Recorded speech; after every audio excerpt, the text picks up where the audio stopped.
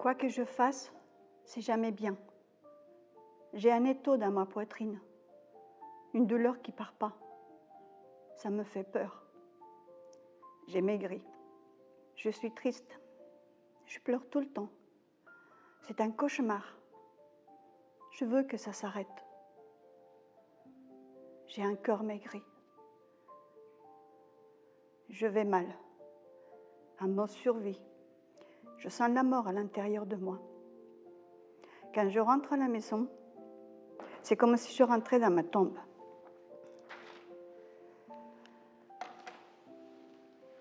C'est une partie de mes écrits que j'ai fait à l'époque, où j'avais lu quelque part qu'il fallait écrire pour un peu évacuer ce qu'on sentait. Mais évidemment, mon histoire n'a pas commencé comme ça.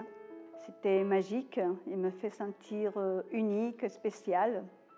J'avais devant moi l'homme qui correspondait à mes valeurs, à ce que j'attendais. Et je suis partie habiter dans son nuage rose bonbon depuis le temps qu'il m'en parlait.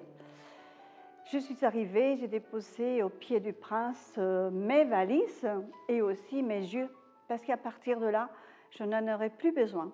Je vais lui faire une confiance aveugle. C'est la première étape. Là, c'est fin de paradis et fin du prince. La première chose qu'il va faire, il va me mettre le doute. Le doute sur des choses anodines, la date, le lieu, l'heure. Quelle importance, je me disais. Et je lui fais une confiance aveugle. Il va s'attaquer à mes valeurs, à mes relationnels. Et au quotidien, il va distiller des phrases anodines, comme le jour que je ne comprends pas quelque chose, il va me dire, avec un minimum d'intelligence, tu comprendrais. Des choses comme tout le monde sait ça, donc, sauf moi. Et je commence à douter de moi.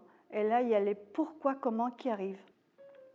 C'est très difficile de quitter ce genre de relation parce que je me suis diluée, je me suis perdue et je n'existais pas. Et là, je suis totalement dans le néant. Il faut commencer un chemin vers soi, sinon on ne peut pas partir. J'ai fini par aller voir un psy qui m'a dit, il parlait beaucoup avec des métaphores que j'adore, et il m'a dit, Madame, vous avez une bernique sur votre dos. Et la bernique fait croire au rocher que le rocher ne pourrait pas vivre sans la bernique. C'est la première fois que j'ai pris conscience du rocher que j'étais pour faire le chemin. J'ai lu beaucoup de livres, au moins une cinquantaine de livres sur ça pour comprendre de différents auteurs. J'en ai un qui est le résumé de tous, c'est celui-là. Voilà, celui-là vraiment, c'est un bijou de livre. S'il y en a un à lire, pour moi, c'est celui-là. J'ai vu aussi beaucoup de vidéos sur Internet pour comprendre qu'est-ce qui se passait et pour pouvoir cheminer. Mais une fois que j'avais compris, je n'avais pas encore vu des femmes comme moi, en vrai. Et je voulais voir des femmes comme moi. Alors j'ai cherché un groupe de parole sur Vannes et j'ai trouvé un groupe.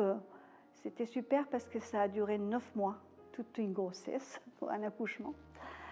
Et c'était tous les lundis. J'ai jamais autant adoré les lundis de ma vie que là, pendant cette période, parce que c'était une respiration qui me faisait tenir jusqu'au lundi suivant. Voilà. Ce groupe, ça m'a apporté de prendre conscience que j'avais été victime, d'être crue. C'est très important d'être crue quand on sort de là, et me confirmer que je n'étais pas folle. Et il faut tenir parce qu'on n'a envie que de sortir de là. Et encore une fois qu'on est sorti de là et qu'on est transformé, il faut que quelqu'un vous fasse confiance avant de vous faire confiance vous-même. Et ce qui m'a fait tenir, c'est la mémoire éphémère. J'étais me ressourcer dans tous ces petits moments, une amie qui me prend dans les bras et qui me dit « Maria, je te fais confiance, tu vas y arriver ». Quelqu'un qui me dit « Tu m'appelles, jour et nuit, tu m'appelles, j'arrive ». Un sourire, un regard, des bras, voilà, ça, cet amour que j'ai senti, ça m'a fait tenir pour changer. Donc tout ce schéma m'amène à aujourd'hui, je suis responsable de mon bonheur parce que j'adore les citations qui m'ont beaucoup aidée. Et une d'entre elles disait « Mettez votre vie entre des bonnes mains, les vôtres ». C'est ce que j'ai fait.